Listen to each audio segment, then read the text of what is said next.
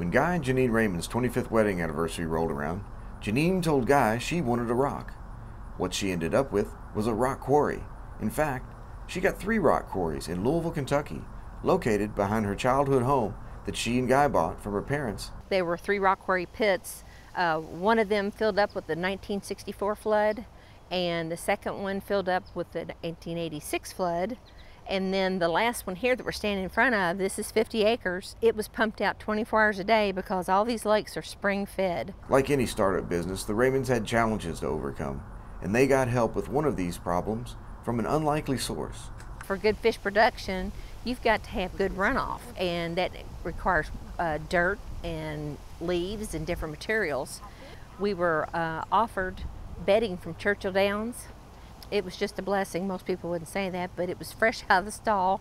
After some research, they turned their quarries into an aquaculture operation, raising bass, bluegill, crappie, and paddlefish for the meat and caviar. Dr. Steve Mims was on TV talking about raising paddlefish in Kentucky. It's a naturally raised fish here in the rivers, and it could be raised in people's farms if they had the right facilities to do it or build the right facility. Janine says patience is important, and paddlefish is a product that's time has come. Many high-end restaurants are now serving their fish and caviar. It was supposed to take 5 to 7 years to mature to have eggs, but instead it took them 10 to 12 years. This year it seems like it's the important and the most trendy thing is paddlefish. So we have had a lot of people who have contacted us through different venues that we're in that are calling us now for the fish. I also had fish distributors that I've been trying to get into for years. They're now calling me and say, remember me, you called me about 4 or 5 years ago, and then they weren't interested in it, but now they are.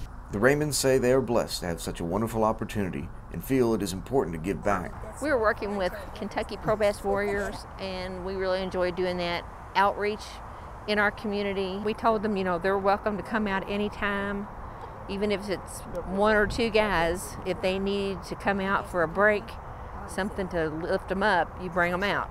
Anything we can help do in the community like that is always, it comes back to you, it becomes a blessing for you to do that for them. Whether they are raising paddlefish caviar or hosting wounded soldiers on their fish farm, Guy and Janine keep the community and their faith as their #1 priority. Tim Blaine, RFD TV.